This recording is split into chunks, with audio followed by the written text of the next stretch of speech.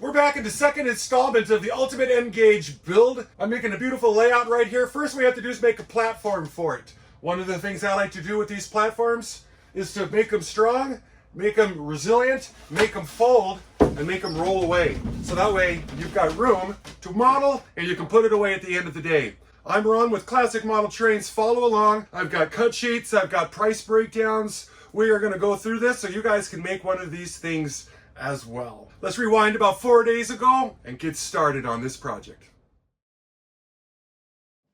So to get started on the layout, we want to build the feet first. This part that's going to look like this. And we've got to cut a radius up here at the top for the table to tip back and forth and be able to have that happen. Now since this is actually only 2.5 inches wide, we want to come down 2.5 inches here. And we're going to make a box from corner to corner. And what that's going to do is give us a place to put the compass at, because we want to draw a quarter round here, like this, or we want to jigsaw off this little lip, this part right there. And when it's all said and done, it's going to come out looking like this. And this hole right here, where the compass turned, we want to keep that in there too, for sure. So I picked up this bit right here that is larger diameter than the hinge pin that we're going to use, so that I'll show you. We got to make sure that this hole is absolutely straight. It's got to be spot on, plumb level. That's why I'm using the old drill press here. And that is what we're looking for right there. So these casters I got right here, they came from the Amazon. They're the same ones I used on the HO Tyco layout. Here's a picture of what they look like right here. And I'm also going to put them in a link in the description down below. And they're really quite nice. So we'll draw some ovals where we want to mount this at, because they fit this this 10 2x3, but it's only 2.5 inches wide. Got some marks. Get the drill out, drill you some pilot holes so you don't split it. They're nice enough to send these sweet screws here, some 12s, and some fender washers. Get it all squared up on there like you want it. Bolt her down. Yep, that's what I'm looking for. Now we want to get one of these uprights. This is 24 inches wide. So our center is sitting right at 12. Should have drew this on before I put the wheels on. Would have been a lot easier. Center line. 2.5, half of that's going to be 1.25. So we get these two lined up down here. I can see the mark on my side really, really good. I'm going to send some 3-inch deck screws home on this thing. There's an inside and there's an outside. I am using the cheapy deck screws that don't have any of that fancy coating on them, because I found like a 10-pound box in the club layout, because these were common. These were actually all there was 15, 20 years ago. They're hard to screw in because they don't glide. They don't have any lubrication on them. So when it's all said and done, there's our center line. That's how we center it up. And it's going to be flush on this side with this. That's why we did it like the way we did.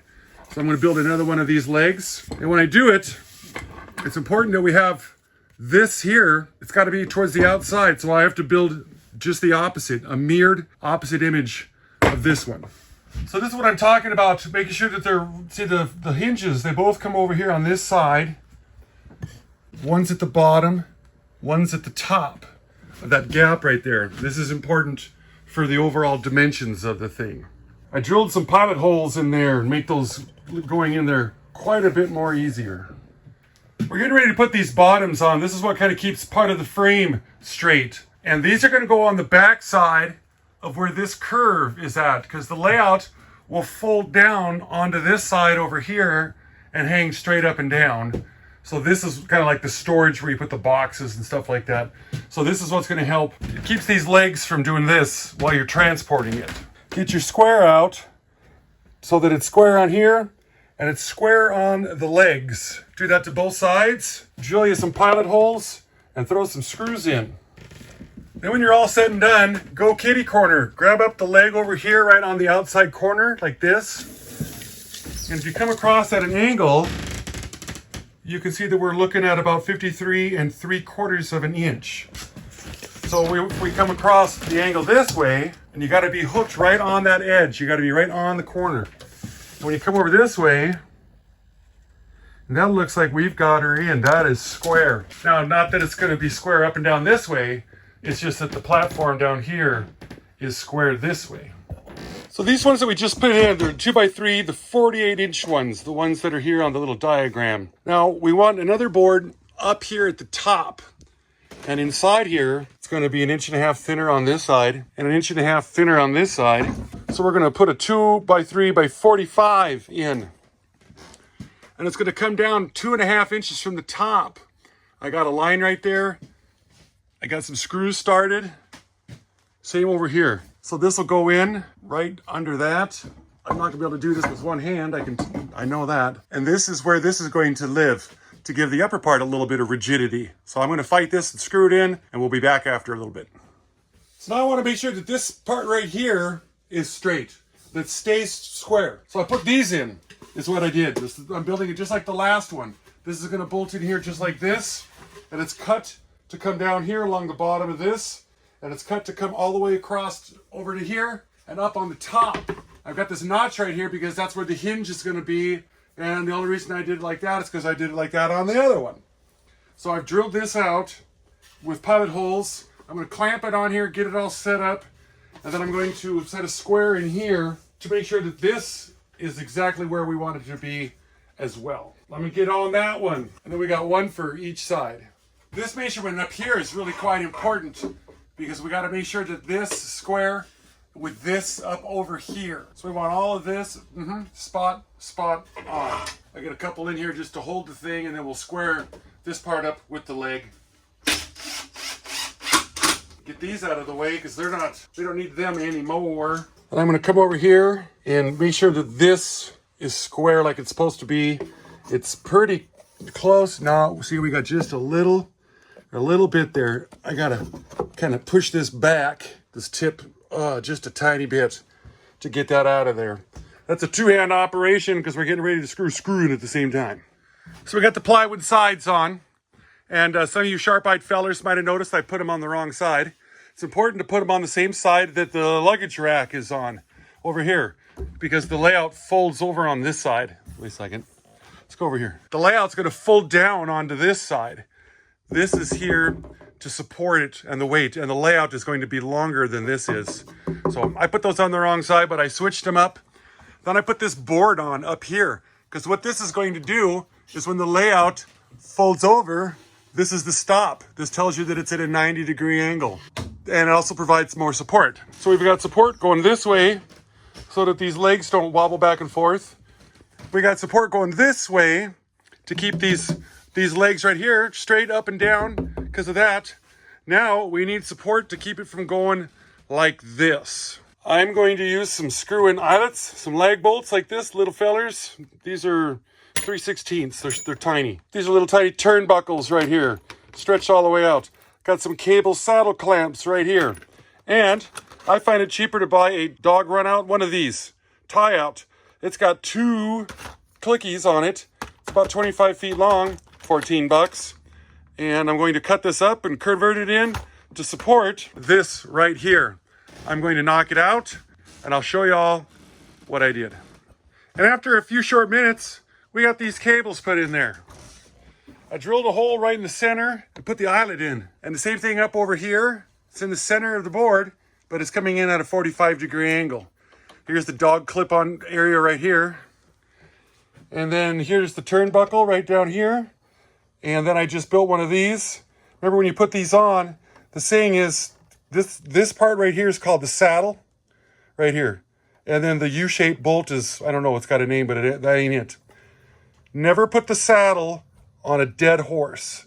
So that means this goes opposite of the dead, the little half end cable right here. Just as I expected, there's a little gap there. See that? Just some. So if I took this cable here, pulled the top in, tightened it, hard to do one-handed. And when it finally gets all done, the square is square. I can't rock it. This is really hard to do with one hand. Okay, yes. This is the completed base. Everything on the base is done. It's the end of day 2. Day 1 was me running around getting up materials and cutting all the wood. I cut all the wood yesterday. This is what the bar nap CAD looked like before I made it all pretty so we can, show it to the world. So these are the measurements that I've been going off of right here. This is the plan for the top. We've been building it on the top right there. The plywood's already cut. I got the gussets cut for it over there. We'll work on that tomorrow. I'm gonna sit down and take the rest of the day off because that's the PM, not the AM. We'll see you guys tomorrow. Last time I went through this with the HO, the Tyco layout, guys wanted better plans or instructions or something like that for it. Although I'd written everything down, you've seen all my bar nap CAD in the video, but I guess it wasn't enough for some people. So I made these diagrams here. I'm gonna put these in the video. They'll be up in the video. I'll put myself in the corner. This is the base. All the legs and the sizes. This is all in imperial because I don't have enough room to convert it to metric if you're doing that. The caster, these are the foot is where the casters are bolted onto, upright legs. Tells the sides, storage bunk boards. There's 4 of those, 2 at the bottom, 2 coming up a little bit, and then 1 across the top, which stops the layout from folding all the way over. The end caps. So plywood, I've marked everything as much as I could. I tried to do my best is what I'm trying to say here. So there's the base. Let me bring up the tabletop. 1/2-inch sanded plywood, rim joist long, the longer piece, and then the rim joists and shorter joists, the ones that go inside there. And then the hinge joists, which are made out of 2x4s. They call them a 2x4, but you know that the dimensional lumber is shorter than that, 1.5 inches. So these are the actual real dimensions of the lumber, not what they're actually called. The upper hinges and the sizes on it, you're gonna have to custom make those. I'll show how that's done in the video. And then just for giggles, I pulled up the material price list because I don't usually track all my pricing and things like that, but this time I did. And yeah, $152.86. Plus I had the small, miscellaneous stuff, the paint, the screws, the nails, the glues. That's just around. I just have that stuff all the time. I didn't include it in this because I didn't have to buy it in this one here. So this is kind of the stuff. Throughout the video, you'll see how it's assembled. So I don't really need to put plans like this is the end view, this is the top view, because you'll see how it goes for the rest of the video. Now is an excellent time to do Classic Model Train's Classic Model of the Week. Do you guys know who this is? If you do, put it in the comments down below. If you don't, hang out till the end. I'll let you know who it is. Let's jump back in this video right here. We're on our 3rd day of the build right now, and I'm going to build up the tabletop itself. The tilting portion, this is where the track is actually going to be at. I'm going to frame it up much like you would do like a subfloor in a house. It makes it more rigid. I got 1 by 2.5s, 3/4 by 2.5 joists, I guess we'll call them. And I'm going to frame it on 12-inch centers. So I'm going to mark it off here for 3/4 of an inch. And then this one in the center, we're not going to catch it, and I'll show you why in a little bit. So our next one will be a 24 with a 12-inch center, 3/4 of an inch wide. We're going to go 3/8 of an inch on each side of the 24, the 3 foot, 3/8 of an inch. We're skipping the 4-foot one, and I'll show you why in a little bit. And then at 5 foot, we're at 3/4 of an inch. I've got these clamped together so I can mark them all at once. I'm going to come through, mark them, and I'll give you guys a flyby here to let you know what the heck I'm doing. So our boards are 3/4 of an inch wide. Our first would be called the rim joist if it was a subfloor. The other one here at 2. The other one here at 3. And then there's the last one over here, which is at 5, and it's got 3/4 of an inch marked in on the inside. But now you wonder, well, where's 2 and 4 at? Well, let me show you. These guys right here, where the tilting action takes place at, they're separated out at 4 feet from outside edge to outside edge. So I've got these right here, 2x4s, that I cut down to 2.5 inches.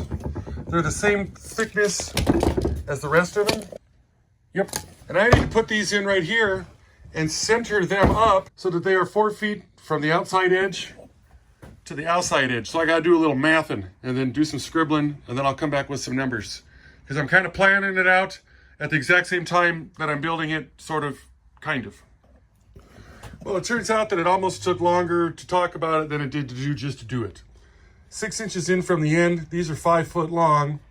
6 inches is going to bring this starting at 4. And we're separating it. This one here is ending up right at 4 feet. These are the the pivot points for the layout. That's why they're the bigger 2x material instead of just a simple 1x material. So I'll start laying this out. I'm going to screw it together because I don't want to glue it, because this is actually the top surface that I bought. It's sanded 1/2-inch plywood and it's like $55. So I don't want to mess this up. I want it to stay as pretty as possible. I've got a drill bit that's narrower than the actual thread is. Just a little bit, just to give it a little pilot hole action. 2 screws per, screw them in when it's all said and done, and I'll show you what we have.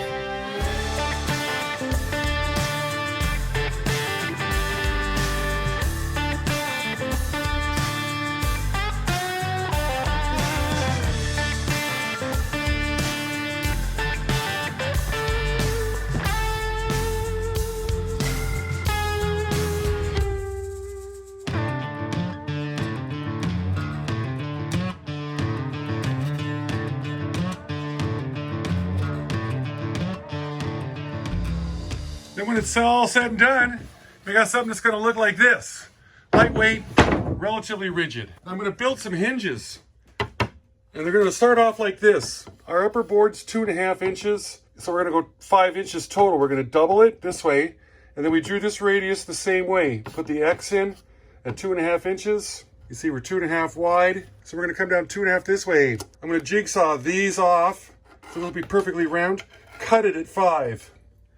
Jigsaw this end off, cut it at 5, and then I'm going to make 2 more because I need a total of 4 of these hinges. Then we're going to drill holes in them right through here with this, just like we did earlier on the 2x material.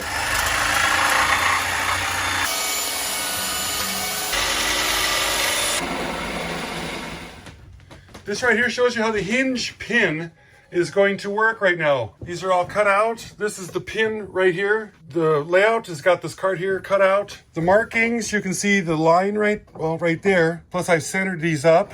There's a center line on it.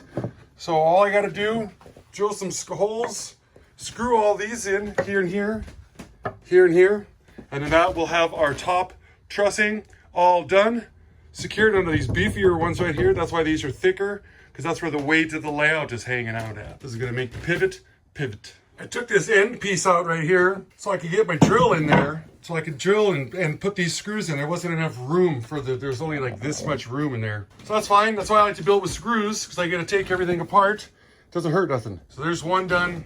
I'll rotate it around, do the same on the other side. I use these clamps to clamp this down so that this surface under here is flush. So I got these hinges exactly where they need to be. Once the top gets put on, so you can see how the hinge system works, I left the top off on purpose so I can show this for those that kind of missed the way it was the last time. I installed these right here because when you got your bus wires, you drill the holes and you drill through here, and then there's no, so these are just basically put in so you got places for your bus wires to go. Drilling all the way around. I'm going to wait till I get the layout roughed in a little bit, and then I'll drill the holes for the bus wires. Sure. Yeah. These here, these are like little tiny load bars, but this here says, I'll see if I can find a link. These are made in Elkhart, Indiana. They're used in RVs to hold the slide outs in. I had some used ones floating around that work well. Pull one out, get this other one, a couple twists like this. Loosen it, get my level out of the way.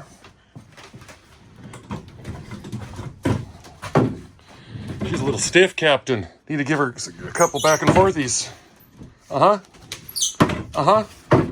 Straight up and down. So now it's taking up 24 inches of space down there. These casters here, when you step on the little foot feet, it not only locks the wheel, but it locks it from rotating as well.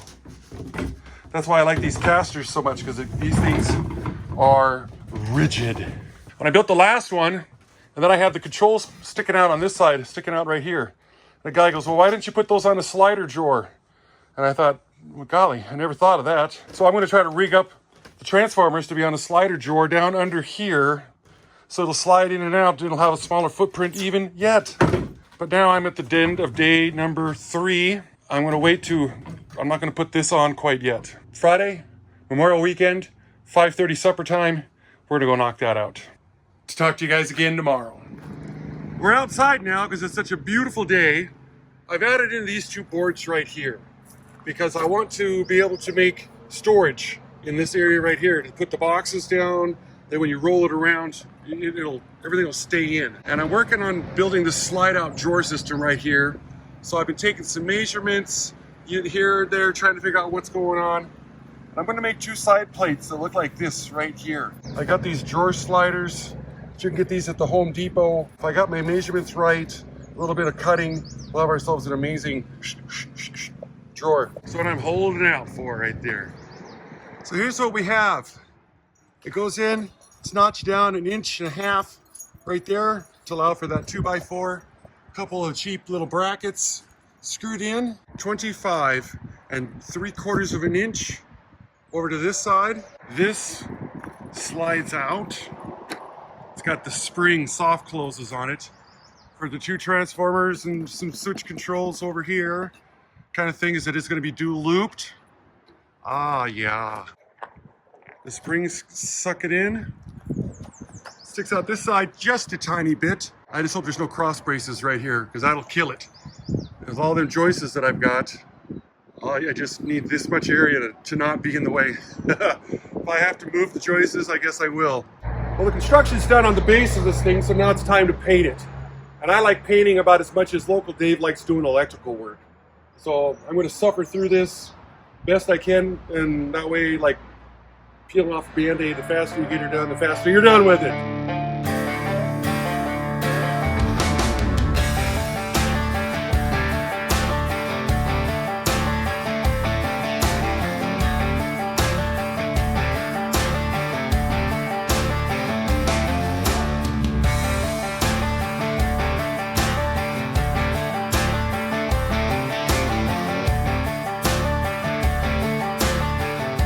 That was 20 minutes, 25 minutes. I wish it was as fast as it was in the time-lapse footage. I'm going to try just a little bit, then I'm going to flip it on its side so I can get the bottoms, and then I'll give it another coat, and I'll be back when this is all done.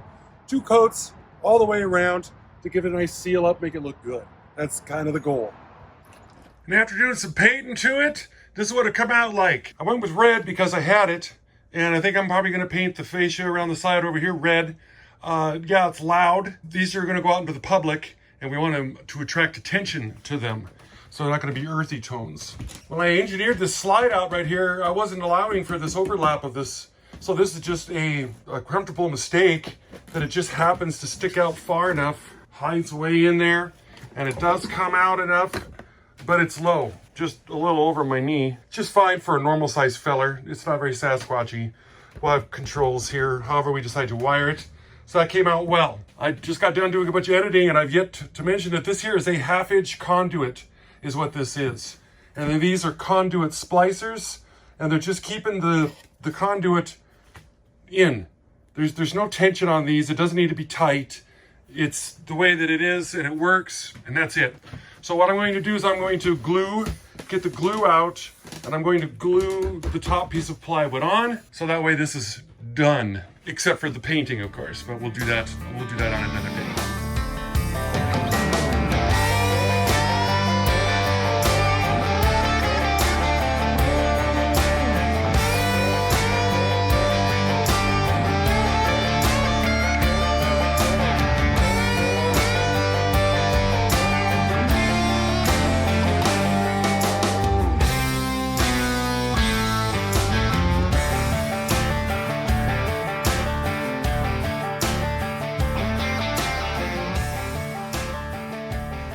Hammered and glued the top on this thing, 30 by 50 inches, absolutely perfect. It was a relatively short build. It took me 4 days to do it because I'd only worked like 2 or 3 hours a day on it. It's going to be a wonderful little micro N-gauge layout. I believe, is it micro? Is it mid-size? Maybe this is the normal size one. I don't know. I ordered up the track plans for this thing, and they showed up just in time. So I'm going to show you what we're going to be building. That'll be coming up in next week's episode. It's the old N6 layout. How do I get all those lights to stop shining on this thing? It's in book number, I don't even know what book this is. This is supposed to be book number 6. This one here, the N6, is what we're going to be designing here. Come back next week and show you how that's going. Our classic model of the week, back in 1930, made her first appearance, Betty Boop, the cartoon character. If you guys want to check out another Engage video, check this one out right here. It's the first Engage video I ever made back in September of 2023. Bye-bye.